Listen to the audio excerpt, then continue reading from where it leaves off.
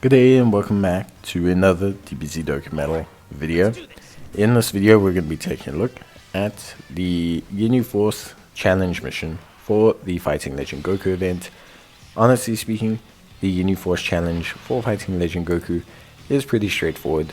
It's been added in with obviously the revamp to the Ginyu Force EZAs, but the free-to-play Ginyu Force EZAs are more than enough to be able to get you through the general malaise of Fighting Legend Goku. Fighting Legend Goku originally was a very long form event that came out on Dokkan Battle and was quite tough when it first came out. Still can be challenging for new players and new accounts, but if you farmed the free-to-play Ginyu Force team and done all their EZAs, it's generally quite easy.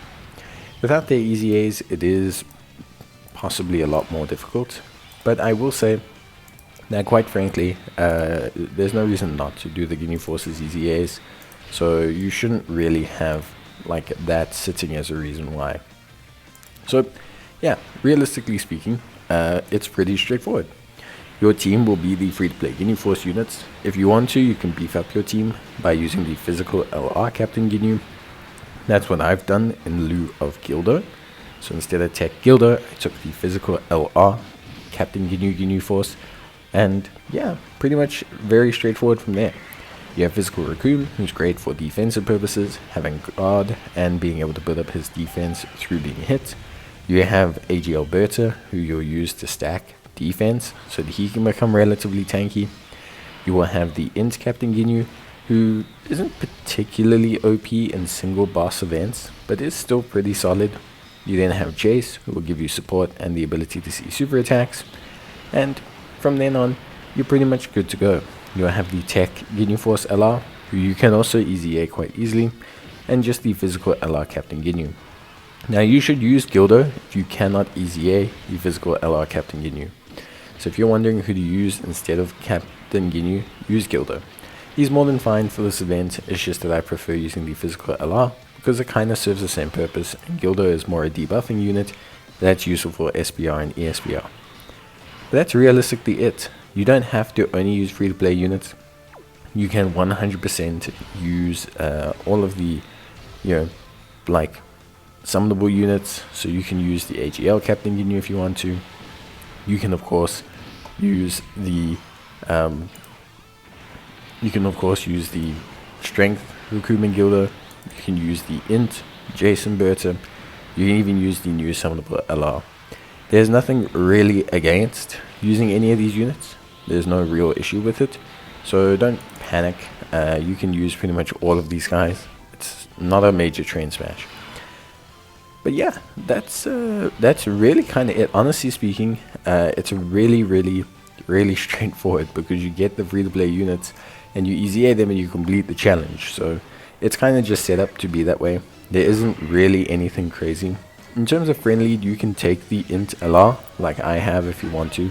I mean, they perform great and they do a lovely job. They might lower your lead quite a bit, especially if you're only using free-to-play units. So what I do suggest though is if you want to actually have a really good time, bring the AGL Captain Ginyu. He just has a better lead, which in turn helps out all of your units, which generally makes things go faster. He also can do quite a fair amount of damage on his own, so you don't lose too much taking him over the Int LR, at least for an event like this. Obviously, if you want the optimal Ginyu Force team, you need to bring both. If you have both, fantastic. If you don't, it's okay. So yeah, ultimately at the end of the day, all are really solid enough kind of build, really solid enough team. Honestly, most players probably will be fine with this event. I think the only people that will struggle are people that do not do the free-to-play grind. So I do kind of understand that. And yeah, I understand not everyone wants to do it. But at the end of the day, that's how you organize getting some of these stones and some of these missions done. That's why I always say players are incentivized to do free-to-play content. It's something that's very much, necessary. So I do highly suggest to everyone that they do the content. I think it's very important. And you're just going to miss out on stones if you don't. Ultimately, you don't lose anything getting free-to-play units. You do lose stuff not getting free-to-play units. That's ultimately how it is in Dokkan. They're really trying to incentivize a free-to-play grind, sometimes to the point where it's mandatory, but it is what it is. Beyond that, realistically speaking, that's kind of everything you need to know. If you're looking specifically for any further assistance, maybe you're still struggling, one thing you can do, honestly, is kind of push for doing the, you can kind of push to do the, like, equip orbs and things like that. That, generally speaking, can help you out a little bit, because obviously, like, doing the trials, getting the equip orbs can be relatively helpful. It is something that can be quite good for you.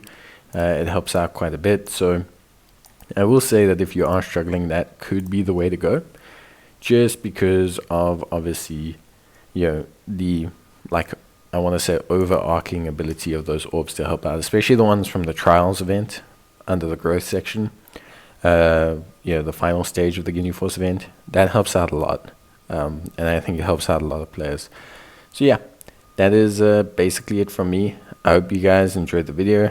If you did, please leave a like. It's always really appreciated. And yeah, I will see you guys in the next one. So until then, as always, take care, stay safe, and bye.